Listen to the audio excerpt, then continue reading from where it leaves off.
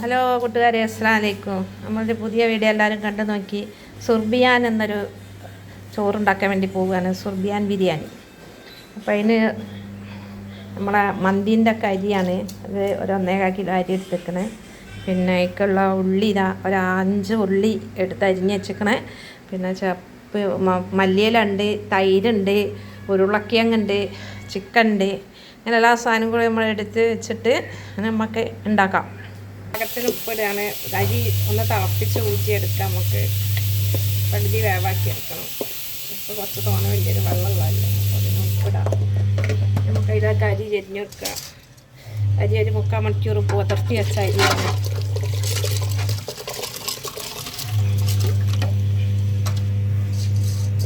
അരി തിളപ്പിക്കുന്നതിലേക്ക് കറാമ്പട്ട, കറാമ്പൂവ്, ഏലക്കായ് അങ്ങനെ കുറച്ച് സാധനമൊക്കെ വെള്ളത്തിലിട്ടുണ്ട്.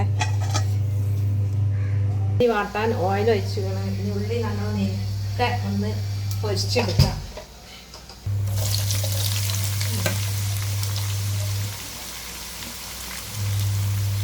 അങ്ങനെ നമ്മളെ ഉള്ളി അങ്ങനെ വാടി ഇങ്ങനെ ആയി വരുന്നുണ്ട്.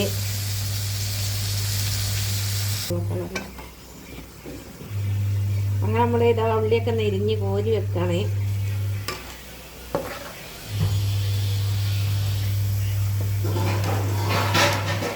ഉള്ളിയൊക്കെ നല്ലോണം എരിഞ്ഞ് നമ്മൾ കോരി വെച്ച് ആ ഓയിലിൽ നിന്ന് കുറച്ച് ഓയിൽ മാറ്റി വെച്ച് നമുക്ക് ഇതിലേക്ക് ഇറച്ചിട്ട് കൊടുക്കുക. ചിക്കന് ചെറിയ വലിയ പീസാണ് വേണ്ടിയിട്ടത്. ഞങ്ങൾ പൊരിക്കാൻ വേണ്ടി വാങ്ങിച്ച ചിക്കനോട് ഉണ്ടാക്കുകയാണ്, അപ്പോൾ അതുകൊണ്ട് ചെറിയ പീസാണ്, വലിയ പീസാണ് വേണ്ടിയത്.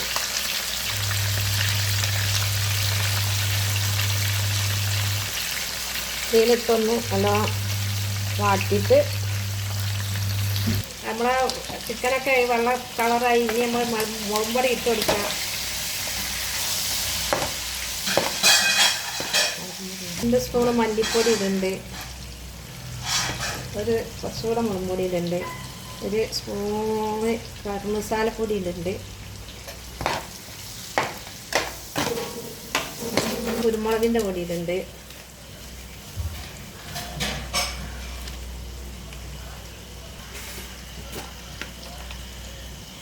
കുറച്ച് മഞ്ഞൾപ്പൊടി ഇടുന്നുണ്ട്.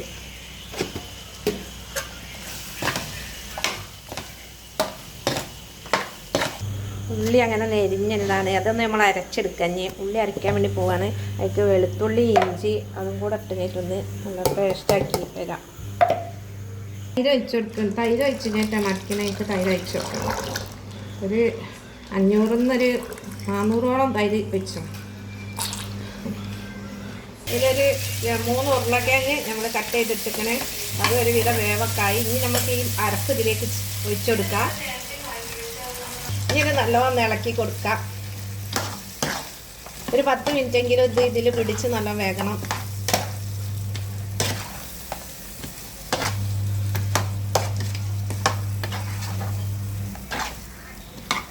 നമ്മളെ മസാല റെഡി ആയിക്കണേ. അപ്പം നമ്മൾ ആദ്യം ചെറിയ പാത്രത്തിലാണ് ഇതൊക്കെ ചെയ്തത്. ഇനി വലിയ പാത്രത്തിലേക്ക് മാറ്റിയാണ്. അപ്പോൾ ഇതിൻ്റെ അടിയിൽ ഇത് ഒഴിച്ചു കൊടുക്കാം. നമ്മൾ ചോറ് ഇതിലേക്ക് തട്ടി കൊടുക്കുകയാണ്.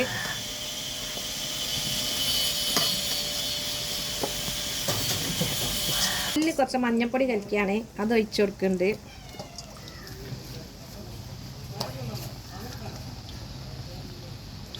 കുങ്കുമപ്പൂ ഉള്ളവർ കുങ്കുമം അതിട്ടാൽ മതി.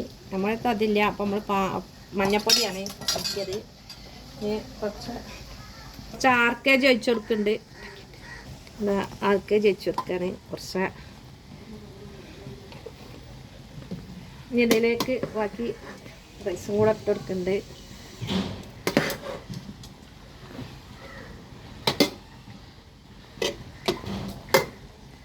ഈ മസാല നമ്മൾ മേലെ ചെരിഞ്ഞിട്ട്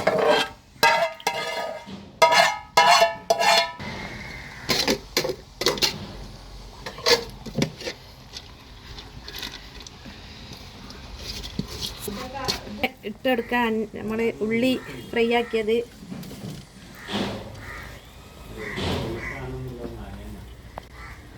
ഉപ്പും പുതിനയും കൂടി അരിഞ്ഞത് അത് ഇട്ടെടുക്കാം.